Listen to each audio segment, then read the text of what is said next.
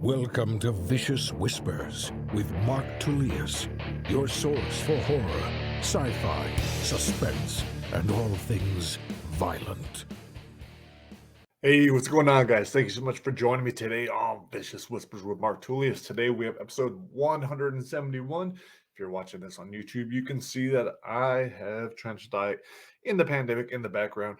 That is because that is the story we are listening to right now at the end of every episode. I think it's been 3 or 4 weeks we've been doing it. So if you want to go back, listen to the audiobook, go back a couple episodes, check it out from there. I'm not including the choices. It gets a little confusing on here. But the audiobook for Trying to Die in the Pandemic and Trying to Die in Brightside is on sale for $2.99 on Chirp, so you can always check it out there. The Kindle version of the Pandemic is free now, so if you haven't checked that out, be sure to download that. Remember, even though it says Kindle, you don't have to have an actual Kindle to read a Kindle book. You can just download the free Kindle app and you could read on anything. That's what I tend to do if I'm going to read an ebook, which I really am not a big fan of. Although for the Trying to Die, it's kind of cool. It's a lot easier than having to fucking flip to the pages. You just choose, go back. I messed up. Speaking of Trying Not to Die, that's been a lot of fun this week. Trying to Die in the Wild West. I just completed, or I feel like I finalized the first 11 chapters. Lots of the death scenes, but I'm going to send that chunk to John, let him add to it, change it up, tell me a little bit more about these characters that he's created. And then in the meantime, I will be finishing up the second half of it, and then I'll give him that. So it's kind of cool how that's working. I still haven't got on Evan's Trying to Die in a Dark Fairy Tale. I need to go over that.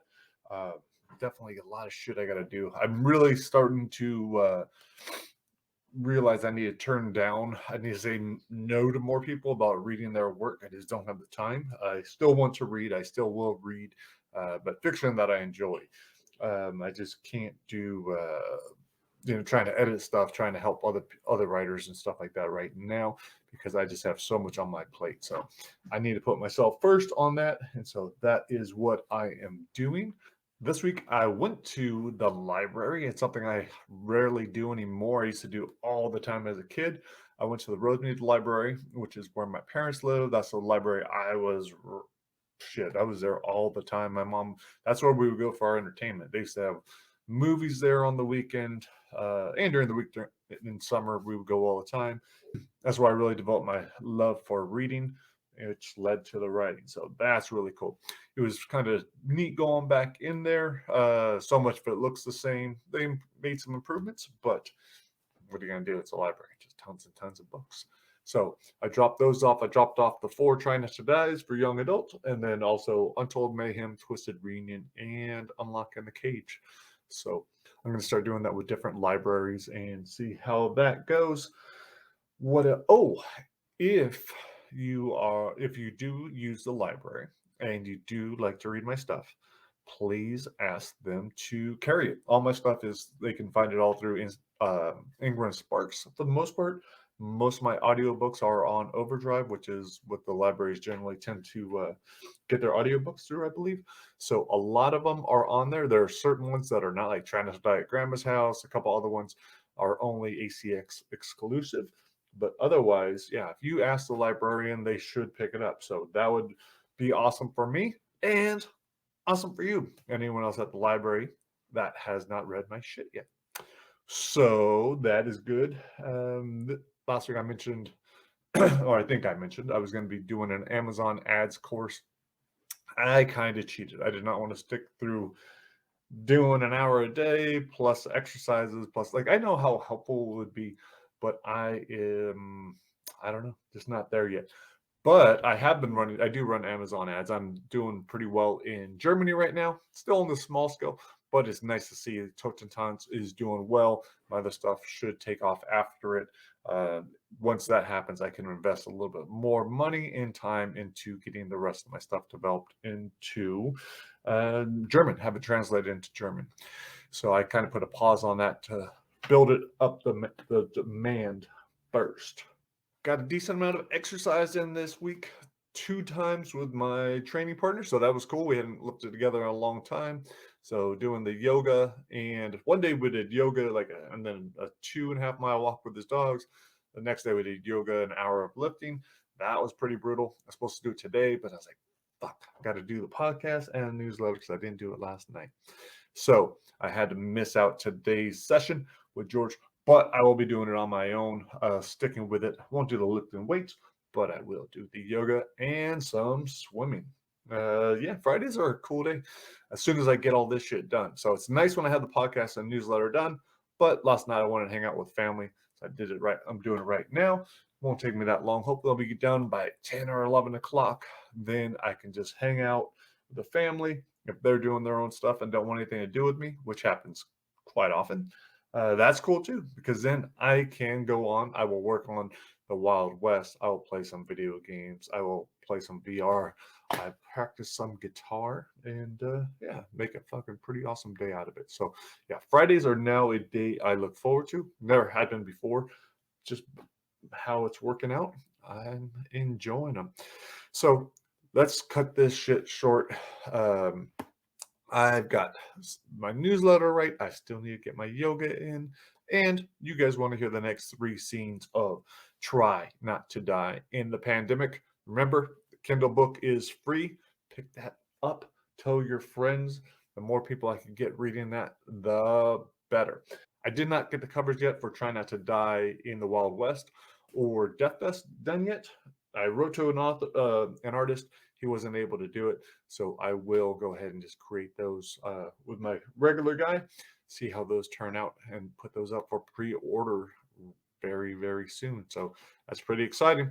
All right, guys, I'm going to leave you now with Translate in the Pandemic. This is narrated by A.J. Carter. These are the next 3 sections. Remember, if you want to hear the death scenes, you got to go pick up the audiobook, which is on sale at Trip for $2.99. All right, guys, thanks for checking this out. I will talk to you later. Peace. Splitting toward the right, I realize I've got to find Amy before they do. I'd never forgive myself if anything happened to her. Falcon isn't going to catch me, but I have to watch out for others, so I keep alternating my path. Right, then left. Right, then left. My chest burning by the time I make it to the staircase. I'm about to head down when I remember I'm weaponless. Nothing to take on chicken, turkey, or any other bird brain that might be down here. I don't even know where Amy might be or if she's safe. They said she was on the bottom level, so I'm guessing she stuck to what was familiar and made for the ice rink. I hurry down the stairs before Falcon catches up. Slow inhales, soft footsteps, no noise from above or below. I give up the act and gun it down the last stairs. Head right down the hallway, running around the warning signs. Danger, risk of infection, restricted zone. There isn't much down here besides administrative offices and storage. The ice rink way down at the end of this corridor. Whoever had been searching for Amy is nowhere around. No crew or passengers either. I'm guessing it's the warning signs and pull up my sweaty mask, remembering weapons aren't the only things I need to worry about. There's a large warning sign on the doors to the ice rink, stating it is closed until further notice. There are also 2 posts with a chain stretched between them. The one to the right is farther from the wall, like it's been moved. I've just got to hope it was Amy and not one of the bad guys. There's a noise down the hall. No time to be a coward. I slip into the rink, everything pitch dark when the door closes behind me. The click so loud. I shiver from the cold, slide to the side of the door just in case bad guys barge in. There's no movement. No sound. Quiet so no one can hear me on the other side of the door. I say, Amy, you in here? There's nothing. Actually, there is something. Someone's walking down the corridor. It's Dylan, I say a little louder.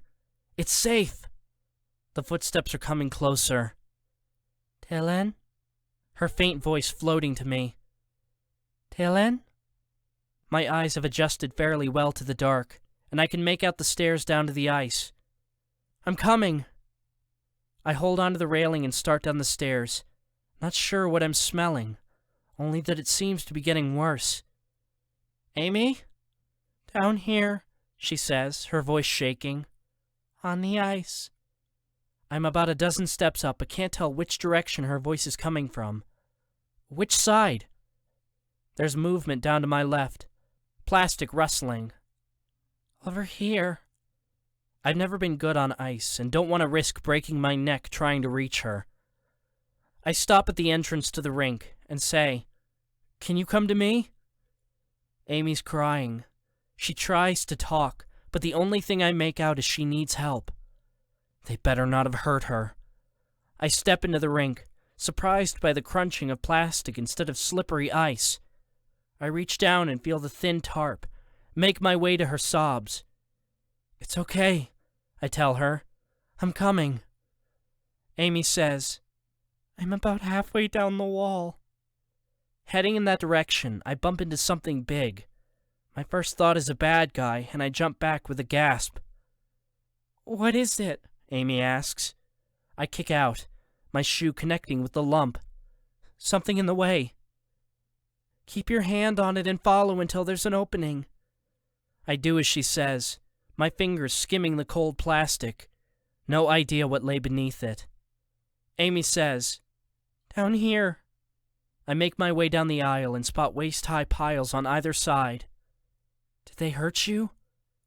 Amy stands and wraps her arms around me, hugs me tighter than I've ever been held. "Oh my God, Dylan, I thought they got you." "No way. I promised you I'd come back." She sniffles back snot and breaks off the hug. "We can't stay in here." "I know. We've got to find that sea marshal or the captain. Someone has to stop these guys." "They've got my phone," Amy says.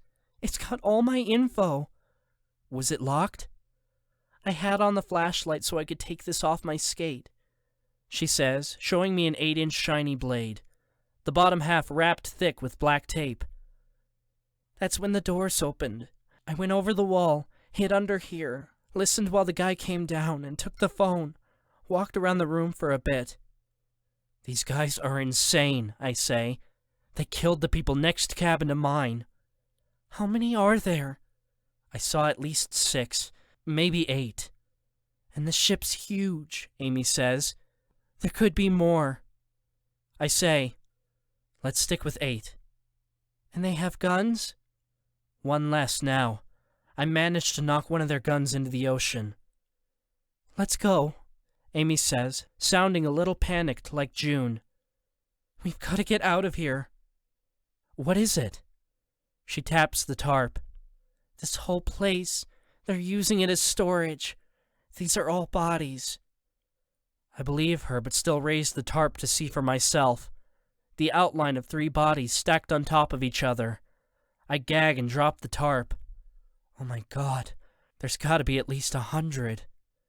Her tears return, her voice shaky. "And there's no way to know if my mom's in here." I hug Amy close and shush her. "She's not," I say, praying I'm not just filling her with false hope. "She's resting up, and you'll see her soon." Amy holds me tight and says, "Thank you. I couldn't do this without you." Time to make a decision. To try to get to Amy's cabin, go to Chapter 20.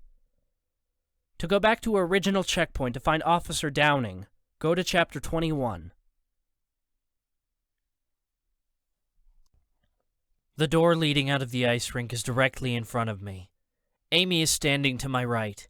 There's no noise coming from the corridor, but I whisper, "You ready? Let's do this." Cracking open the door, I give the all clear. Amy comes out, couched over. Intimidating with the mask and hoodie, the hockey blade ready to strike. I say, "I can carry that." Amy shakes her head. "You've got your fists." We head down the hallway. Keep our steps light, our voices hushed. I don't tell her I've never been in a real fight, that I got lucky cheap shots on the bad guys. Near the end of the hall, Amy whispers, "You think your family's okay?" The thought of what could have happened to them makes me sick. "They've got to be," I say. "I led Falcon away from there the best I could." "Falcon?" "They've all got stupid bird names. Why are they even here?" The next corridor is empty. The staircase about 20 yards up. No one around. I say, opportunists, I guess. They're just here to rob us? For what? No one carries cash on cruises.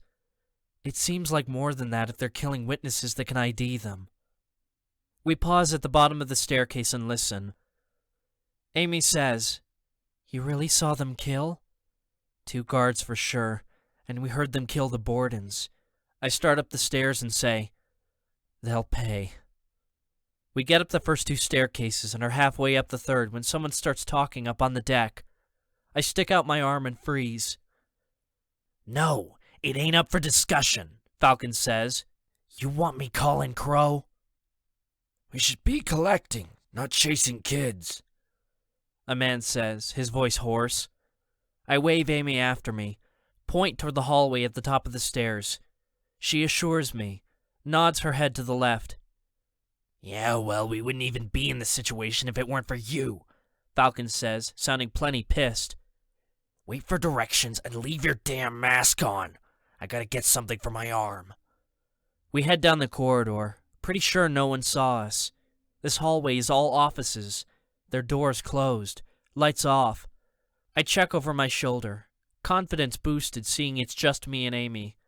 I ask her, "How far can we take this? How do we get to the captain's quarters?" "Keep going right, then left until we..." Amy grabs my hand to stop me. There's the sound of running water and trays clanking. Muffled voices. She says, "The galley." It's on the left. 2 large doors with windows at the top. "You're hungry?" "The workers," she says. "They can help." I already got the Bordens killed. Amy lets go of my wrist and takes the lead. "We'll be careful." The galley is huge, everyone bustling around, all wearing white, including their masks. Amy takes us past a skinny guy hosing dishes the healthy people are eating off of, instead of from cardboard boxes. An older, olive-skinned woman is chopping fruit at the first station. A pot-bellied guy with a mustache creeping past his mask is quartering chickens. Nice to see there's a little more upscale selection than bagels and fruit cups. Most likely for the captain and his A-class passengers. There are another 4 workers, but no one notices us. Amy heads for the tall, scruffy guy in a chef's hat working the grill. The guy backs away from the smoke and looks at us. Huge bags under his eyes like he hasn't slept since the 70s. Amy says, "We're under attack." The guy looks at her like she's crazy, his eyes glued to her makeshift knife. I say, "There are bad guys on board. Terrorists. They've killed people." He shrugs. "Non capisco." I only know a little Spanish and give it a shot. "No inglés?" The man shakes his head. "Lo parlo italiano." I'd forgotten the aria was originally made and launched from Naples. The crew's Italian. Of course they are, Amy says, frustrated. "We'll split out the back. This was a bad idea."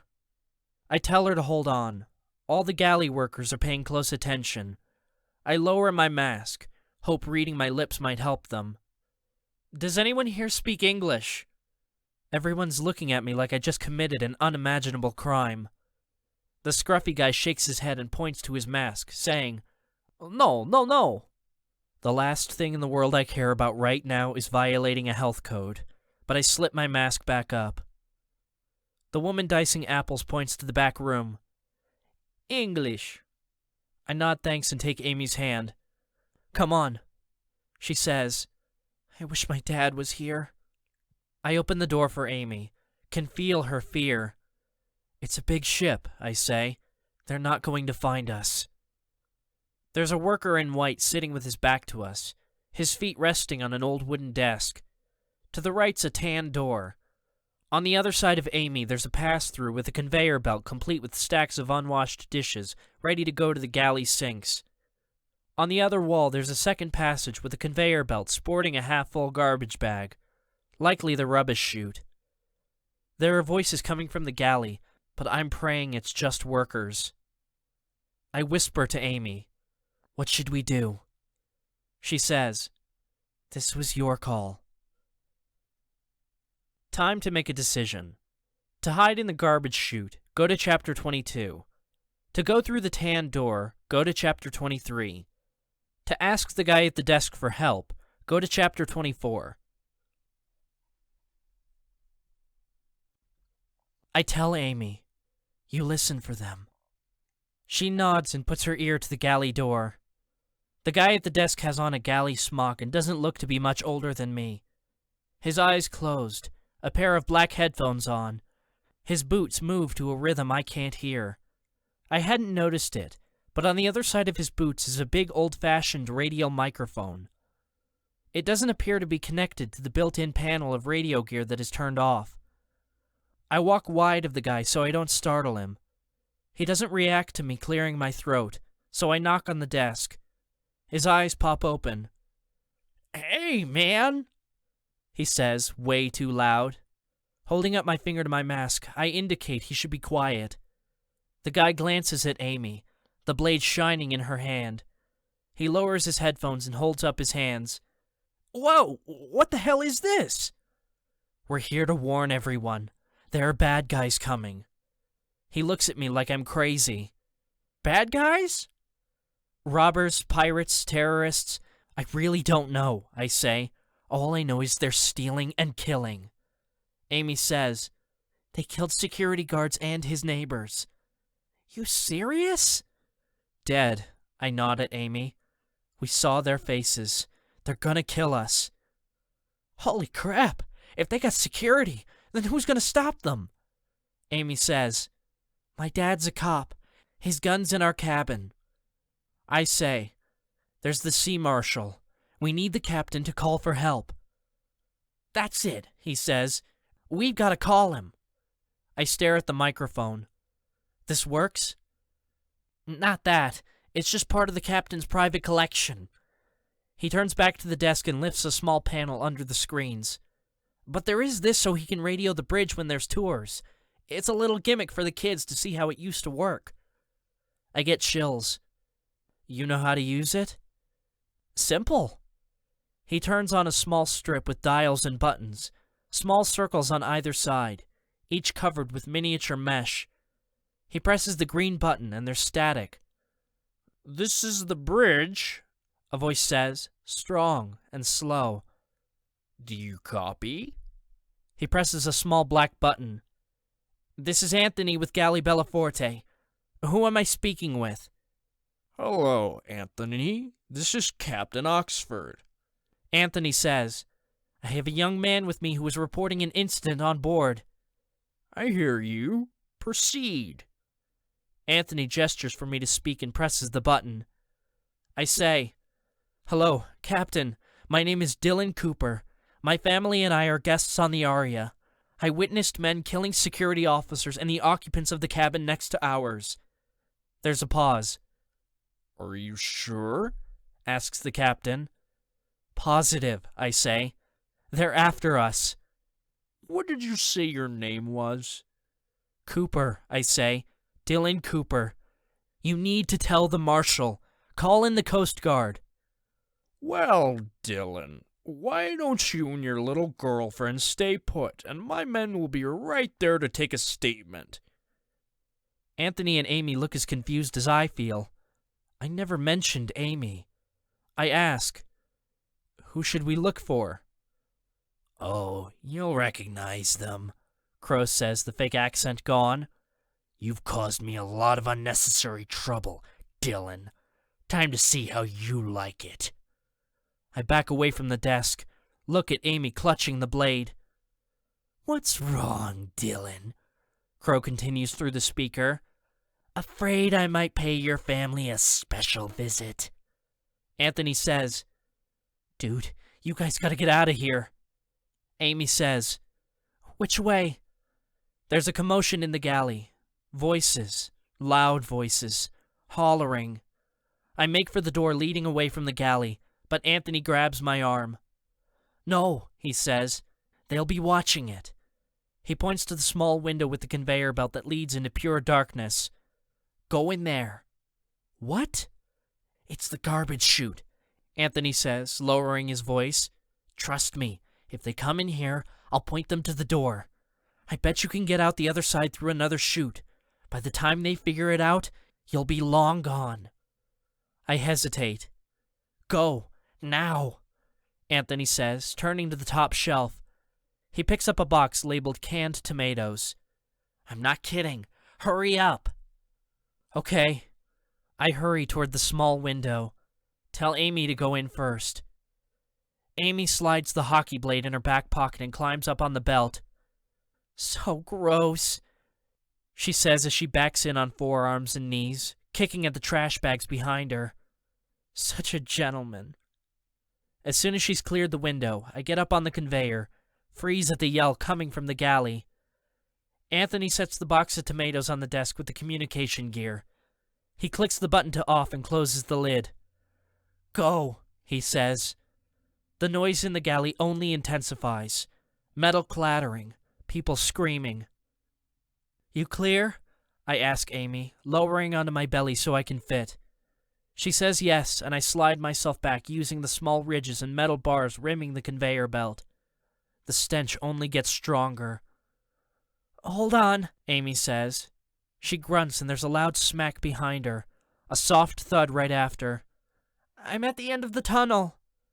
It's only a matter of time before someone comes in here. When they do, we're both dead. Keep going. I can't see anything. You've gotta go. Hold on to my legs. She says okay and takes hold of my ankles, lowers herself. I brace my shoes against the sides of the walls as someone howls in the galley.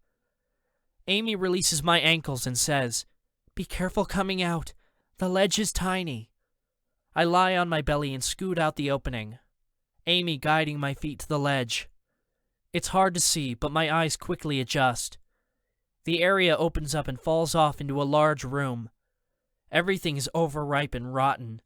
It's one big vat of filth, the air thick and rancid. I don't know if this small ledge rimming the room can handle all our weight. Around the middle, running vertically, there's a large metal panel system that must be the framework for giant doors. I barely make out a row of windows on the opposite sides. Amy asks, How do we get across? Time to make a decision. To walk the high wire and try to navigate the small ledge, go to Chapter 25. To jump down into the garbage hold and crawl across the garbage bags, go to Chapter 26.